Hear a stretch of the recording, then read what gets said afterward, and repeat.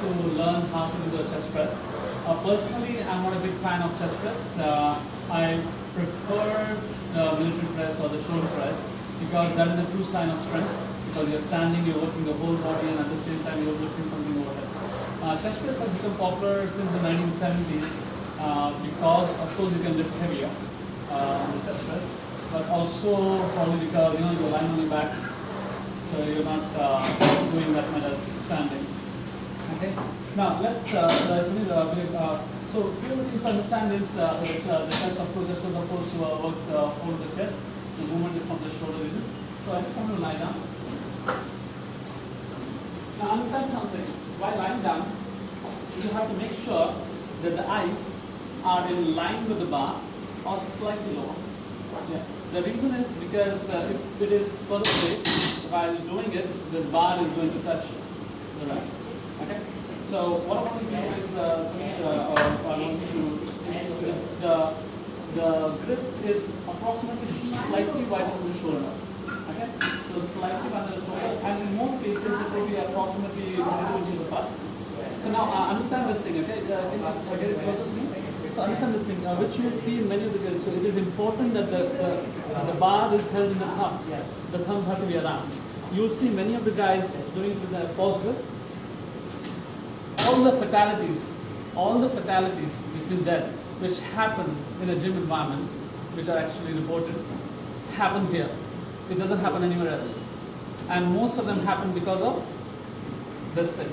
So when there's a heavy amount of weight, which can easily slip, it straight away falls on the neck or the face or whatever. So don't do that, ever. Don't do this grip, ever. Yeah? Even if you see anybody. Okay, so make sure the thumb is around, full thing is held tight.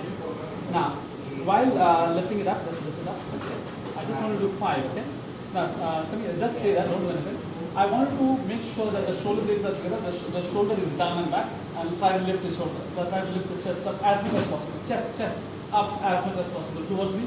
Lift the chest up, higher. As you can see, the chest is rising. Yeah, shoulder down. Don't do anything. Yeah, shoulders are down and back. And then lift the chest up. Yes, lift the chest up as much as possible. Keep on lifting it up towards me. Yes, just stay there. Now, push it back. Pull it back, back it back. Now, I don't know if you noticed or not.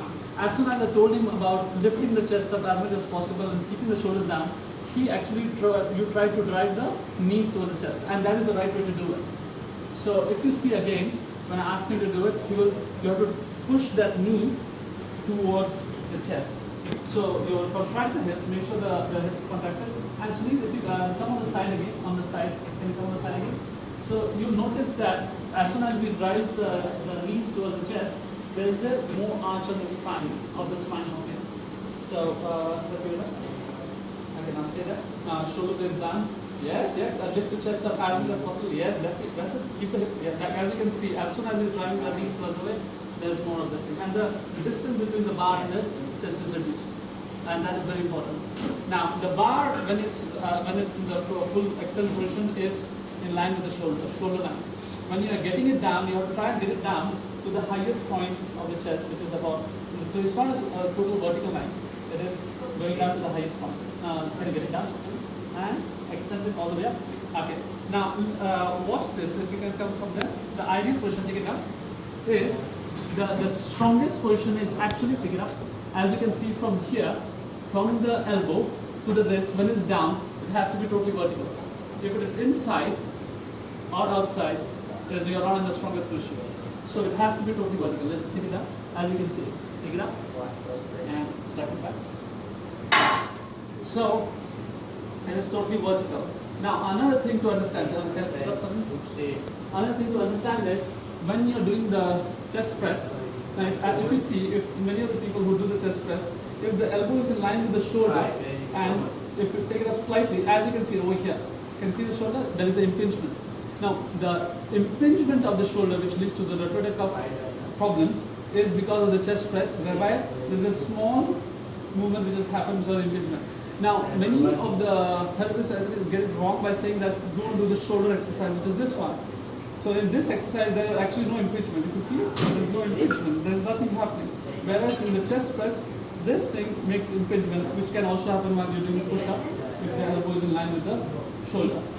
See this is the ideal position. Now you see over here, when you look at this person, whereby the elbow is pointing slightly down, yeah, there is no impingement of the shoulder. Yeah, so extend it totally, and see that? So here impingement, here no impingement. Yeah, so if you do this, it will lead to shoulder problem. This, no shoulder problem. Shoulder press, no impingement.